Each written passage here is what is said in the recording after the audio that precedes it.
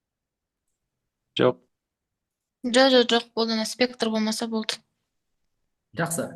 Спектрді неден конспект жазып алсаңдар жарай ма? Так, безінді нұсқадан айтыңдар балдар. Безінді нұсқа.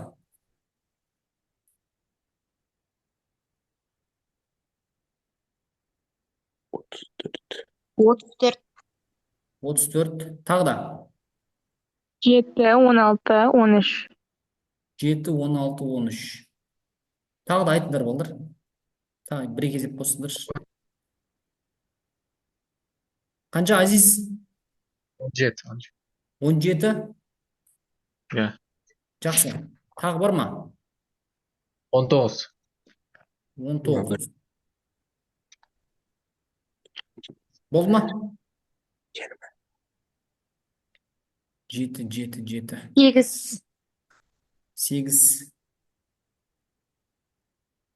Болды, басайық онда. Кеттік. Так, 7-тен бастаймын. Жетінші деп не дейді? Үйкеліс ескерілмейтін механизм босатылады, сәйкесінше Т керілу күшінің шамасын тап дейді. Ньютонмен деп тұрған ау негізі. N деп шатасып қалмаңдар. Ньютонмен. Т-ны тап дейді. Тура бағанаға ұқсас. Так, менің түстерім қайда? Түстерім қызыл. Кеттік. Бүйтейік. Қайсынан бір деп аламыз? 2 килограмм.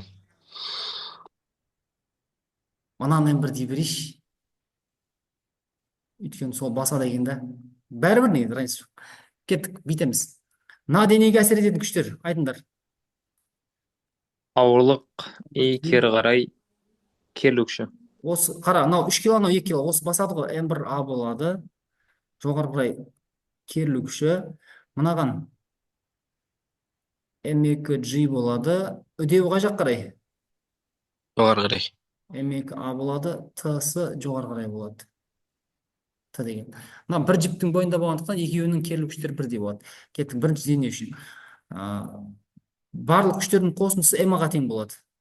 М1А тең болады. Егер күштердің бағыты үдеумен сәйкес келсе, таңбасы плюс болады, қарсы болса минус болады. М1G-дің таңбасы сәйкес келіп тұр, минус Т болады. Екінші дене үшін жазамын. М2А. М2А деген менде бағыт қай жақ қарап тұр менде? Жоғары қарап тұр ма? Таңбасын минус деп алсам бола ма? Иә. Болады, иә. Өйткені мен X өсін төмен қарай бағыттап ала салдым мен. Төмен қарай бағытталған барлық плюс болады.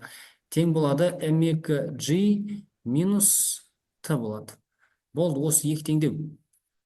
Қайтсем құтыламын мына Т-лардан. Қосам ба, алам ба? Азайтам, иә? М1А минус М2А тең болады М1G минус М2G болады. Мына жақта жауабы мынандай болады. 2. М1 плюс М2А болады. Тең болады. М1 плюс М2G болады. Үдеуді тапсам, бірінші үдеуді шығарып алу керек қой маған. 5. Мына ер минус болады, нер болды, нер минус болады, нер. М1 минус М2G 2 болады, ай. Өтеу. Қанша болады? 2 бола ма? 2 болады, ай. Болды, тең 2 метр секунд квадрат. Енді бүйтем. 2 метр секунд квадрат шықты.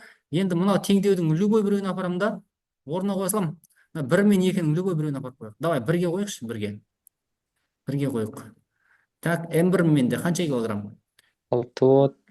Көбейлген 2 тең болады 3 көбейлген 10 минус Т болады. Сонда мынау 6, 30 минус Т болады. 5 болып тұр ма сонда? 20 мен 24. 24 болады. 24 негізі 24 деп просто. 24 ньютон болады. 24 деген мына С деген жауапта тұр. Болды. Мынау тура осындай есептер болатын болса, үдеуді табудың формуласы мынау ғой балдар. Мынау. Мына формула. Массалардың барлығын азайтасың, G-ға көбейтесің, астына массалардың барлығын қосасың. Мына формула, короче, рабочий. Егер тура осындай блок берілетін болса. Екі жағында. Кез келген біреуіне теңестіріп табасақ болады деймін ғой. Үйтсе де болады, иә. Кеттік. Так, мынау 7 кетті. 7 кетті. 8-ді көреміз енді. 8 есеп қандай екен?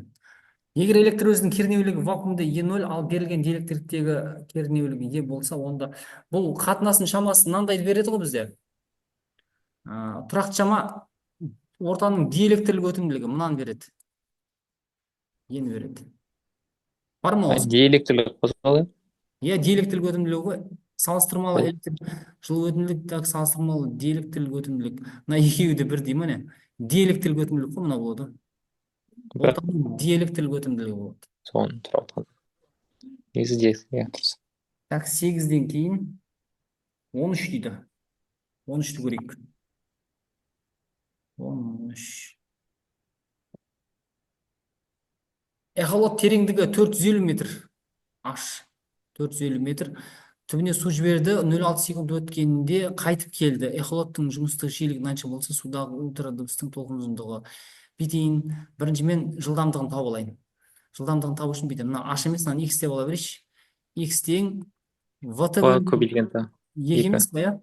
Ол бөлшектен V-ны тауып алсам, 2x бөлінген T болады. Так, 2 көбейту бөлу бөлінген T 0,6. Қанша болады? 1,5 мың. 1500 бола ма? Иә, 1,500. 1500 метр секунд. Енді герц бар судағы толқын ұзындық. Лямбданың формуласы қандай еді? Лямбданың формуласы В бөлінген нью. дұрыс. В бөлінген нью. Тең болады 1500-ді бөлемін. Ойбай, қанша? 200 мың ба? 200, 1, 2, 3. Бөле салшы қанша болады? 0,75 сантиметр болады. В общем, сондай болады, Ошып сондай болады. 0,075 болады ғой, значит.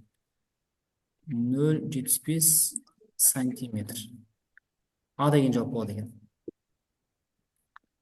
Ал кеттік. Бұл 13. 13-тен кейін 16 дейді. 16. Мұнан мен 40 алайын. Ана жаққа барайын. Бұл да жақсы жетмеңіз.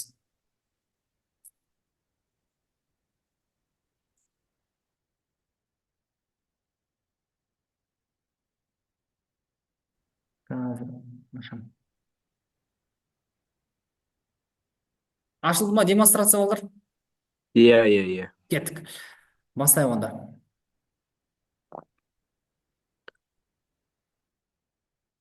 Зумдікі не алып жазбай жатырмын? Зумның өшіресі.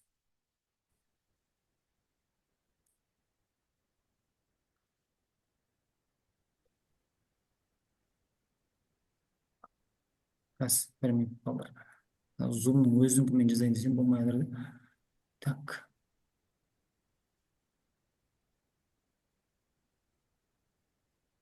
Кеттік. Үйкеліс ескерілмейтін механизмде объектілер босатылады. Осыған сәйкес объектілердің үдеуінің шамасы қандай дейді. Ал үдеудің шамасын табамыз. Так. Мынау 6 кило, мынау 1 кило. Ортада 3 килограмм. Үйкеліс күші жоқ дейді. Мю 0 дейді. Бұл да бағанағыдай балдар. Теңдеуін жазамыз. Мынаны бірінші денеде болайын, мынаны М1, мынаны М2 деп есептейін, мынаны М3 деп есептейін. Неге мынаны М1 деп жатырмын? Өйткені төмен қарай басып атқанын М1 деп ала берейінші. Кеттік. Мынаған әсер етеді. М1G. М. Төмен қарай М1A, жоғары қарай Т. Мынаған М2G. М3 ба? Мынаны қосам боламын. Мынау кетпейді екенін. Так, жарайды. Так, мынау М3А бола ма жоғары қарай? Мынау М3 ба? М3. М3 былай қарай кетеді. М3А болады, Т-сы жоғары қарай болады. Мынау шы мынаның үдеуі қай қарай бағытталады? 6-ға қарай шығар. Былай қарай бағытталады, Т-сы не қарай бағытталады? Так. Енді жазамын теңдеуді. Теңдеуді полный жазайын ба, или бүйтіп ала салайын ба, шара салайын ба? Так. Оңай жолын айтайын ба? Оңай жолын бүйте салайық та. А деген. Басып атқан кім бізде? М1 ма? Иә. М1 минус. Кімді басып атыр олар? М2, М3. Бағана формула ғой. Астына барлығын қосамыз. М2, М3. Көбейтілген общий G. Бағанағы теңдеуді үш қазір үш денеге теңдеу жазып қорып шығарсам бәрі бос шығады.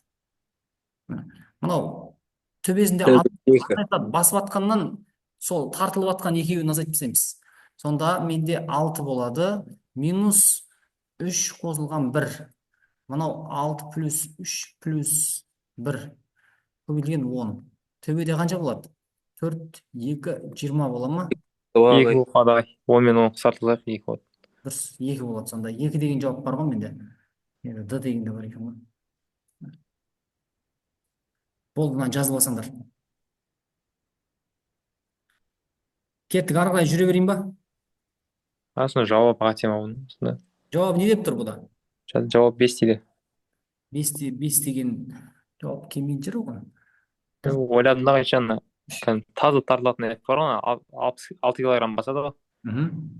Содан жаңа сонда бізде тартатын күш 50 ньютон болды да. Соны М массаның барлығына бөлген кезде 5 метр секунд шықты. Тартатын күшіміз қанша болды дейсің? 50 ньютон болды да ше. Ана мен М2 әшейін ортада тұрғаннан кейін оны алмадым да қатты. М1-ді алдым. То есть М1 мен М3-ті бір-біріне азайттым да и G-ға көбейттім. Соны М массаның барлығына бөлген кезде менде 5 метр секунд шықты. Енді бірақ ол 3 килограммды да тартып жатыр ғой бері қарай ол, Онды қосып аламыз ғой онда. Мынаны қосып алу керек. Мынау мынаның MG, в общем, мынаның MG 60 болып тұр. Мына екеуінікі қанша болады, мына екеуінікі? Так. Мынанікі так мынандай болса 60-ты общий бөлеміз. Так. Не болмаса бізде қазір тұра тұр. Үйкеліс жоқ деп жатыр, иә? Үйкеліс жоқ деп жатса. Сенің айтып жатқаныңда негізі қарап көруге болады онша. Өйткені мынаның MG астыға қарай болады да M2G. Бұлай қарай N болады. N жоқ қой бізде, иә? N мен мынау бір-бірін алып тастайды. Егер ондай болатын болса, бүйтуге болады балдар. Қазір ананы ашайыншы. Сендерде демонстрацияда не тұр қазір? Бағана есеп тұр ғой. 16 есеп тұр ғой. Қазір мен ананы көрсеткім келіп жатыр сендерге. Так, поделиться. Бағанағы.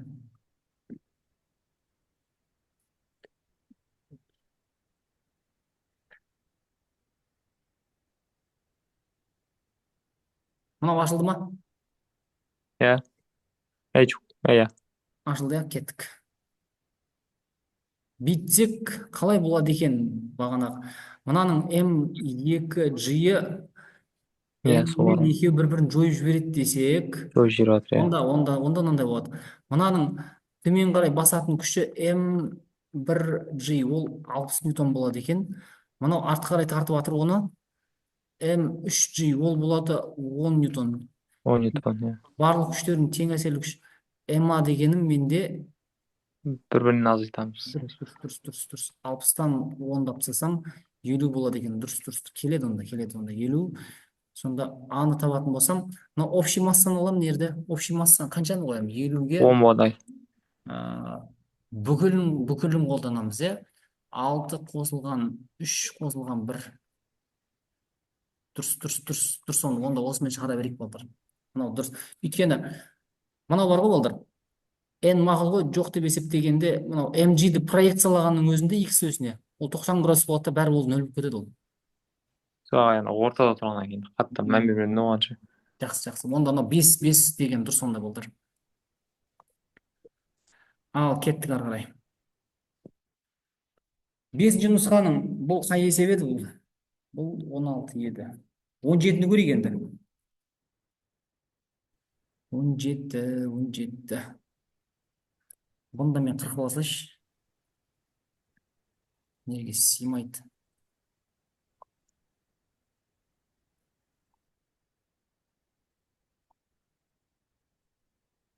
Мына бөлек Word документ ашылып тұр ма сендерге қазір? Жоқ. Жоқ. Қазір ашамыз. Енді ашылды ма? 17-ші есеп па?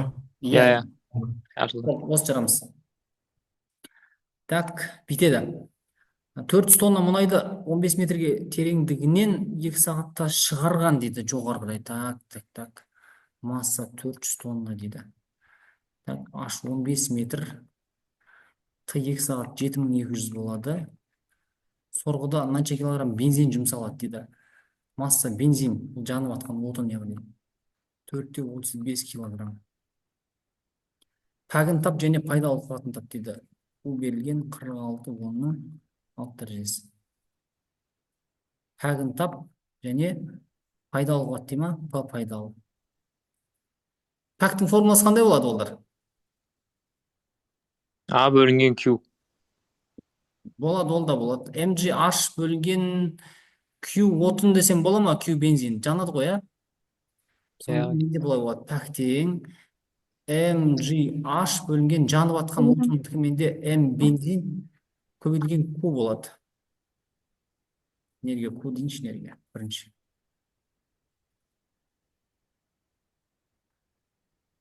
Q көбейтілген M бензин.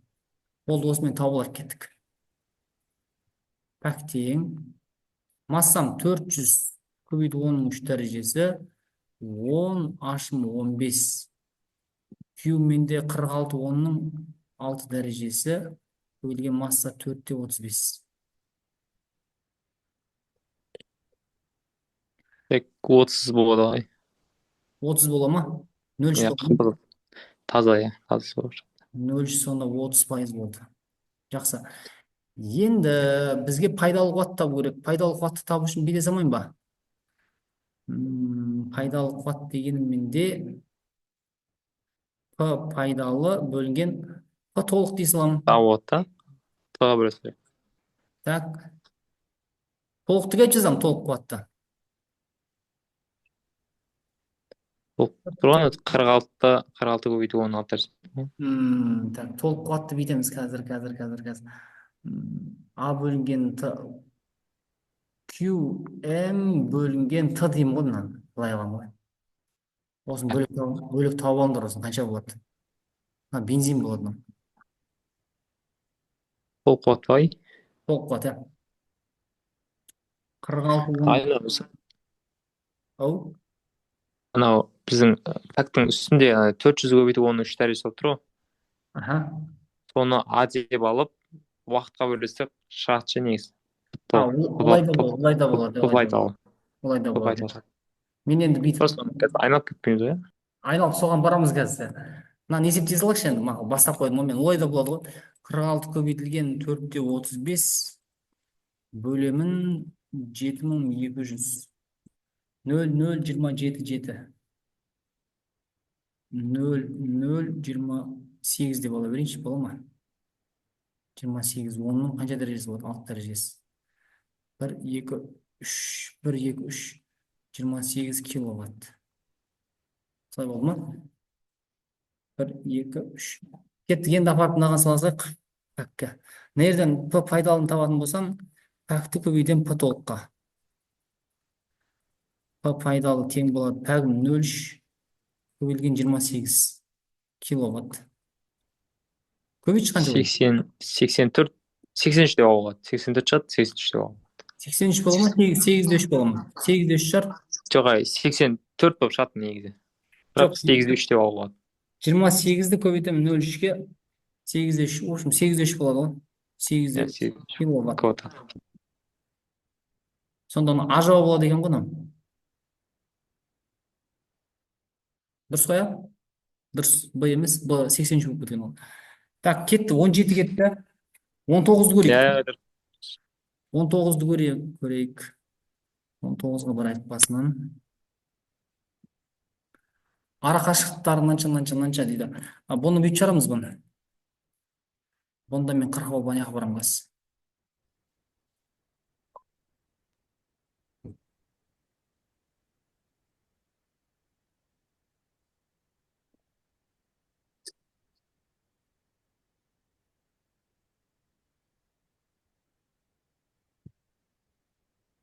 Экран көріп тұр ма? 19 жүзе бөлік.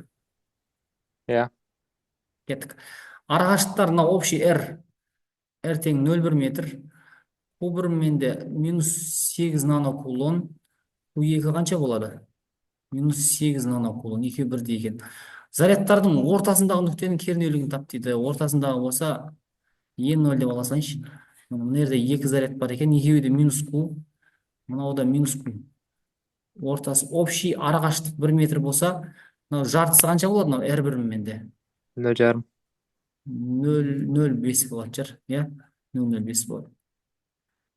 Мынау 0,1 екен ғой, мынау 0,1. R2 0,05 метр болады. Так, қараңдар, мына минус заряд болса, ол не істейтін еді балдар? Негізі барады, то есть. Иә. Тартады өзіне, иә? Е1 болады. Тартады, иә. Мынау да өзіне қарай тартады, Е2. Енді менде Е деген менде векторлық шама емес па менде? Иә. Векторлық шама Аттас болса, ортасындағы кернеулікті табу үшін мен бүйтемін, Е0 бір-бірінен азайтамын. Е1 азайтылған Е2. Е1 деген айтты табам. К Q1 бөлінген Q1 бөлінген R. Енді бұны кәдімгі есептемей ақ қоямын, қазір уже түсінікті болып тұр. Q2 бөлінген R2. бір-бірінен азайтсаң 0 болып қалады. Зарядтарды бірдей, арақашықтықтарды бірдей. Значит, екеуінен бірдей жауап шықпай ма менде, иә? Екіден бірдей жауап шығады. Екеуін бір-бірін азайтып тастаған кезде қанша болады сонда? Е0. 0. 0 болады сонда, 0 вольт метр. Жауабы Д деген жауап болу керек. Ал, кеттік. 19-дан кейін 34 дейді. 34 ташайық. 34-ші деп.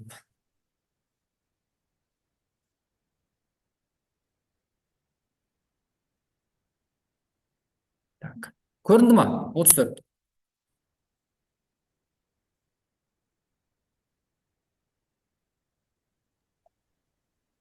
Яғай. Жақсы. Өдеуін түсінбедім Айша. Өрнектелсе олардың бастапқы жылдамдықтары. Бұл мынандай балдар. Бұл есеп негізі мынау екеуінің арасы 90 градус болған, бір-біріне перпендикуляр қозғалған ғой негізі. Беру керек еді негізі сөз бойынша да. Мынаның жауаптарымен турлайтын болсаң қара. Өйткені x1, x2 деген олардың бастапқы жылдамдықтары дей ма? Бастапқы жылдамдықтары. Так, мынандай. X-ті бүйтіп жазамыз біз. X тең x нолевой плюс минус v-ті. Бүйтем, бастапқы бірінші теңдеуден v1 неше болады менде? V1. 3. 3 болады. Мынаусы қандай екен ғой? V нолевой t болса, плюс минус ат квадрат бөлу 2 болады деген. Ат квадрат бөлу 2. Бастапқы жылдамдықтар болса, v нолевой менде біріншім 3 болады. 3 болады, екіншісі. Екіншісі неше болады? Екіншісі 4 метр секунд болады. Енді бізде мынаны сұрап жатыр ғой. Бұл жерде бүйтіп ақ келтіресің болды. В-ны табу керек. Екеуінің арасы 90 градус болды деп есептеп. Пифагорға саламыз ба? Соған саламыз. В2-ның квадратына бір ғана. Үдеу не болады? Үдеу не болады? Үдеуінде жүйдеміз. Бастапқы жылдамдықтар. Үдеуінде тура істейміз. Мынаның үдеуі қанша мынаның? -1. Минус 0,5 ба? Оның үдеуі қазір... Жоқ, 2 болады, дұрыс айтады. 2 болады. Мынандай болып тұр ғой, көрдің ба? 2-ге бөліп тастаған кезде -1 болып тұр. Сонда бүйтем. 2 түбір асты 2. Жоқ, -2 болады да, -2, иә? -2, иә. Мынау 2 болады. Мынау +2. +2. Одан не шығады екен бұдан? 2 түбір асты 2. 2 түбір асты 2 болады ғой. Одан қанша шығады одан? Одан 2-ден 1,41 шығады. Примерно 3. 3 болады. 3 метр секунд. Бірдей жүрді. Бұл жерде қарсаңдаршы, үдеу дегенде мағынасы жоқ қой мына жерде. Нені сұрап жатқанын көрдіңдер ме? Сәл берілген сәл не толып тұр. Мынау мысалы жылдамдығы былайынан шығады да, үдеуін үйтіп алсақ мына жерде 6 бар екен, 8 бар, 6 бар, 1 бар дейді. Демейді басқа. Бастапқы жылдамдықтары дейді. Бастапқы жылдамдықтары. Үдеу бастапқы жылдамдықтары. Болды, басқа вариант жоқ қой берді. 2 деген бөлек тұрғанда жоқ еще. Так, мынау x1 менде былай қарай кетіп бардыр. Ақыр x те болатын болсақ, менде 3 болды, 4 болды. Так, біріншісінде ондай жоқ. Бұл басқа вариант жоқ болар. Кеттік. 39 бітті деймін, по-моему, мынау нұсқа. Жоқ па бұдан басқа? Бесінші нұсқаны жаба берейін ба?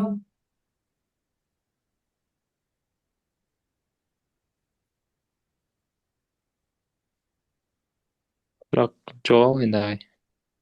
Кеттік онда. Онда алтыншы нұсқаға келдік балдар.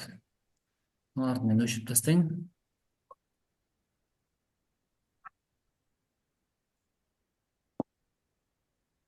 Алтыншы нұсқаны айтып беріңдерші балдар. Шықпан есептерді. Алты соның бірінші есебінде 0,5 шықты. Бірақ жауабы білмейді. Қазір көреміз қазір. Алтыншы, бірінші есеп тағы да айтыңдаршы. Мен біратылай жазыла салайын. Балнұр, Алтынай, қыздар, жігіттер айтсаңдаршы. Ердәулет, Ислам, Қарақат. 12-ші. 20-ны көріңізші ағай. 20. 12, 20 тағы да. Нұрайым, Заңғар, Мерей, Сұлтан. 9 ағай. 9, 19. 15. 19, 15, 10 шықпады, 10. 10. 25 ағай. Қанша? 25.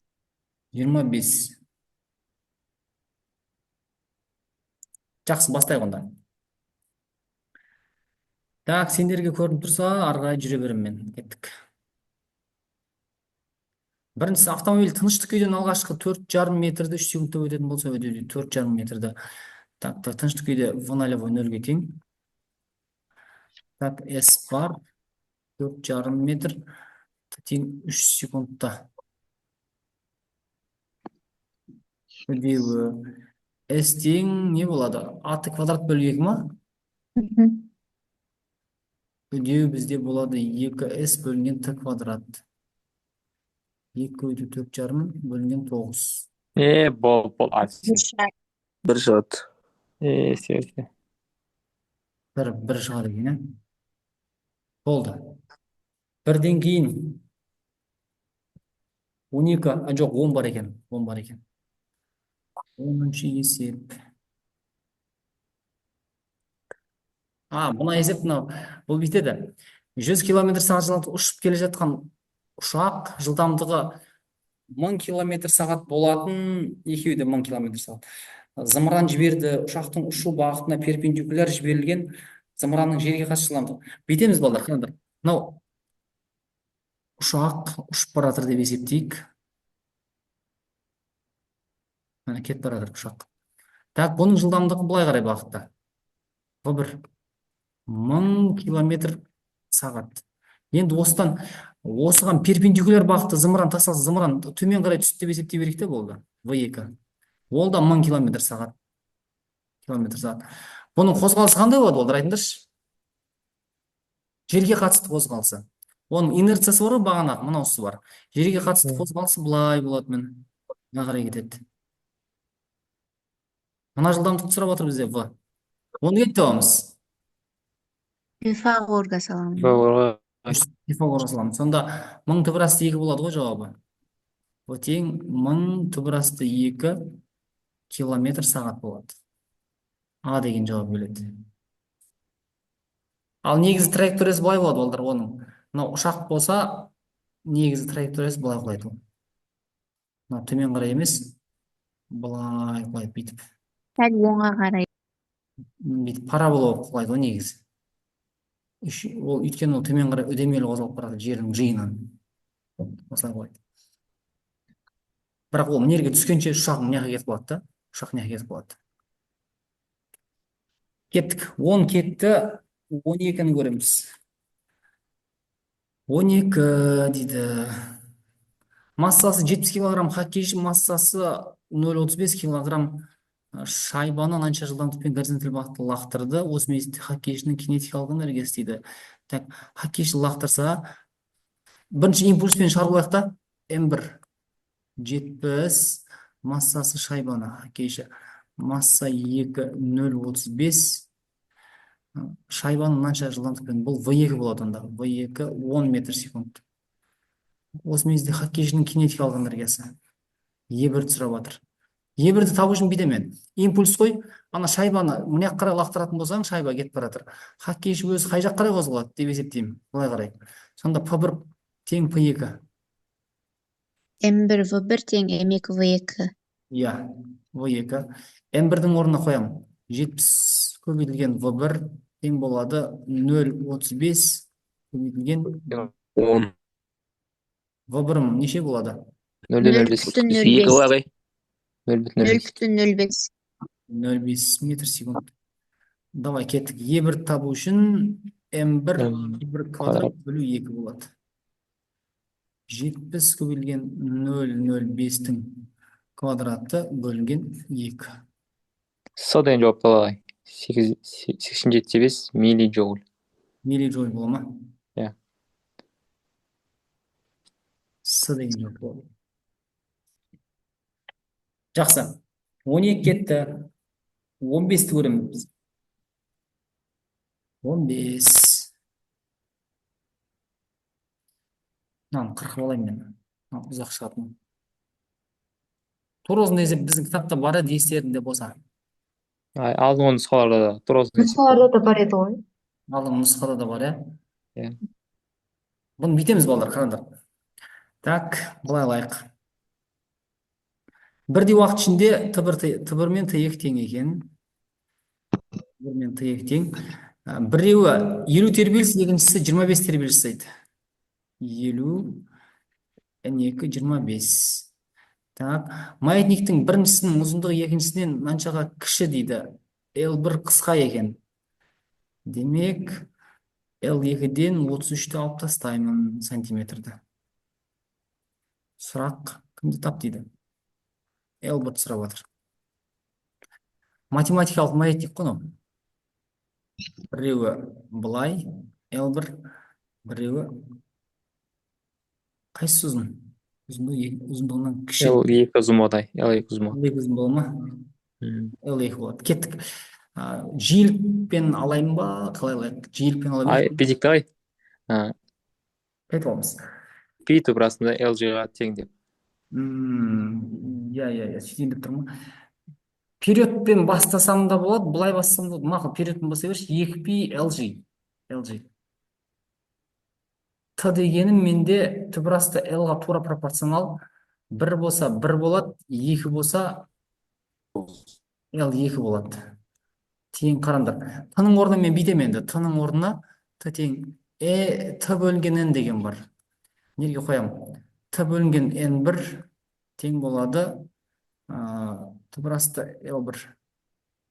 Т бөлінген N2 L2 тең. В общем, мынаны бөліп жіберсем бір-біріне. Ауысып түседі, Т мен Т қысқаратта N2 бөлу N1 болады. Түбірасты L1 бөлінген L2 болады. Мына формулаға келдік. Маған L1 табу керек па, онда L2-ні өрнектеп алайын да мен жерде. L2-ні табу үшін L1 плюс 33 болады. Кеттік. Мына неға кеп қойын. N2, N1 тең болады.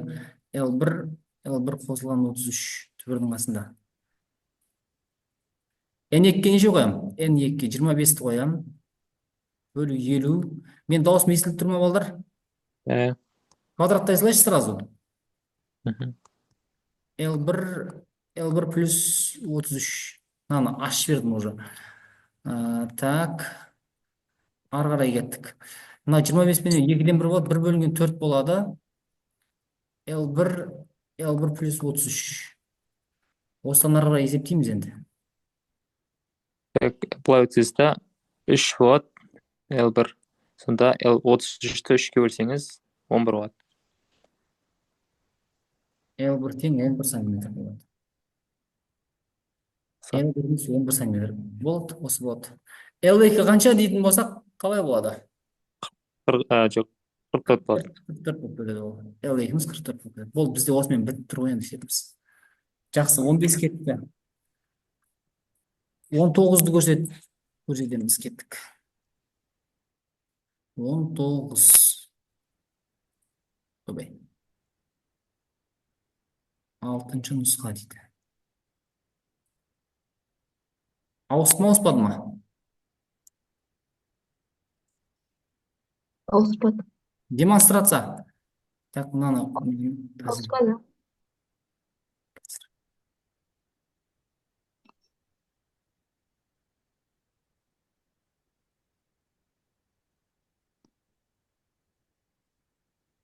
ауысып тұр ғой? Ауысып тұр ма? Көріңдерші. ауысты әдемі. Енді ауысты. Әдемі. Кеттік. Нейтронның протонға айналу кезінде қосымша пайда болған бөлшек дейді. Мына реакцияны теңестіре саламын балдар. Астында қанша болып тұр астында? Реакцияға дейін. Нөл болып тұр. Асты 0 болып тұр. Төбесі 1 болып тұр нейтрон. Реакциядан кейін мына жақта 1-1 екен, протон плюс X элемент плюс мынау антинейтрино деген, бұл да 0-0 еді ғой, ол қатты маңызды емес. Мынау 0 болып кету үшін, мынау асты 0 болу үшін жерде неше болу керек? -1 болу керек. Төбе 1 болып сақталып қалу үшін мынау 0 болу керек. Сонда менде мынандай элемент пайда болды. -1-ден 0 деген ол қандай элемент бізде? Электрон болады. Электрон -1-ден 0. Бұл электронды бетта ыдырау ғой. Электронды бетта ыдырау. Анықтамасын жазғанбыз, сол кезде бүйтіп жазғанбыз. Электронды бетта ыдырау кезінде ядродағы бір нейтрон протонға айналып отырады деп. Кеттік, 20-ны көрейік. 20-ны осы жерден көре салайықшы. 6 секундта осы жерге жазсақ бола ма екен? Тыныштық күйден тең үдемелі қозғалған дене 6 секундта 22 метр жол жүрсе, оның алғашқы 6 секундтағы жүрген жол дейді. Так, бүйтейік. 6 секунд деген бар балдар. 6 секунд. Так, S-міз қанша екен? 22 метр. Т тең 6 секундтағы жүрген жолын сұрап жатыр. S сұрап жатыр. S1 дей салайықшы. S сұрақ. Естеріңде болса, n-ші секундтағы жүрген жолдың формуласы. A бөлу 2 басақ. 2t-1. 2n-1. 2t-1.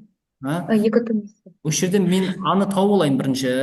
S-тің орнына 22 A бөлінген 2, 2 көбейлген 6-1. Осы жерден аны тапсам неше болады екен? 44 болады, 4 болады.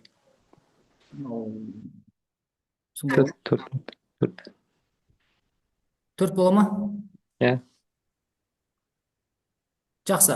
Енді осы дененің 6 секундтағы жүрген жол десем, S-тең уже 6 аты квадрат болады. Все болды. 6 секунд бой жүрген жол осындай болады. Мынау 6 секундтағы мынау. 6 секундтағы жолы. Мынау 6 секундтағы жолы. 6 секундтағы жолы. Сонда S-тең аның орнына неше қоям? Аның орнына 4-ті қоям. 36. 2. 144, 72 болады. 72 метр ма? 78 жоқ екен ғой. Жоқты. Е деген тұр ғой. Ойбай, көрмеппін. Е де бар екен. Так, 20 кетті. Енді 25-ті көреді екенбіз. 25 дейді. Так, не дейді? Үйкелісті ескермеймін. Ешқайсысын ескермейді екен де. К және L заттар F күшпен итеріледі. Сәйкесінше К объектісінің L-ге түсіретін күшін шамасы тап дейді. Так, мынау былай тұр. 35. 35, 35, 35. Так, 30, 45, 15. Осыда үдеу табайық та. Яғни барлық массаны қосып 35-ті сол массаға бөлсек, все үдеу шығады. Каз. Мынау менде F мынау, иә? F тең MA десем. F тең MA десем не болады? M жалпы ғой ана жерде, иә? M жалпы. Сонда 35 тең болады. 4, 3 қосу 4, 7 бола ма? А тең 5 метр секунд квадрат. Енді бүйтеді. К объектісінің мынаған L объектісіне түсіретін күшін тап дейді. Енді бүйтейік енді балдар. Екеуі Ньютонның қай заңы? Үшінші заңы бар. F К мен FL тең ба бір-біріне? Негізі. Екі болу біріне тең деп есептесем, так. К объектісінің L-ге түсіретін 24. бүйтейік та онда былай алайық. Мынаны тауып алайық. F L-ді табатын болсам, менде L көбейтілген A бола ма? Мгм. Так, FL неше болады сонда? Массам 4 көбейтілген 5. 20. FL тең 20 ньютон болады. 20 ньютон болса, сонда 20 ньютон деген жауап бар шығар неде? Иә, бар ғой.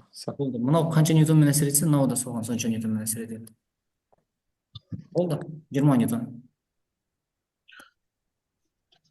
Так, 25 кетті. Болды, басқа сұрақ жоқ сияқты өзіңдерде. 6-шы нұсқада. Бүгін талдаймыз ба нұсқа или? Уақыт болып қалды ғой. Уақыт болып қалды. Бүгін бүйтесіңдер енді, балдар. Мен мынаны өшірейін. Так. Бүгін уақыт болды ғой. Қазір сендер что-то аз қатысып отырсыңдар. Бүгін бүйтеміз. Бүкіл үй жұмысын барлығын осы 6 нұсқа, одан кейін өткенде 3 нұсқа талдады, соның барлығын суретке түсіріп, PDF ретінде жібересіңдер. Әр нұсқаны жазған кезде, мысалы, ғинаят па, 4-ші нұсқа жанына жақшаның ішінде ғинаят деп жазып қоясың. Ердәуіт болса, ердәуіт деп жазып қоясың. Чтобы мен сендердің почерклерің, сендердің жазғандарың екенін мен білуім керек. Сөйтіп маған жібересіңдер. Түнгі сағат 12-ге дейін жіберсеңдер, мен ертең демалыстарда бір қарап шығамын. Жақсы ма? Болады. Болды ғана кішкене ана шықпан етіп жазып алсақ. Иә, солар жазып біратыла толықтырып жібересіңдер ғой. Жақсы балдар, сау болыңдар онда. Жақсы. Жақсы. Біздің Болды ағай. Сау болыңыз. жақсы сау болыңдар.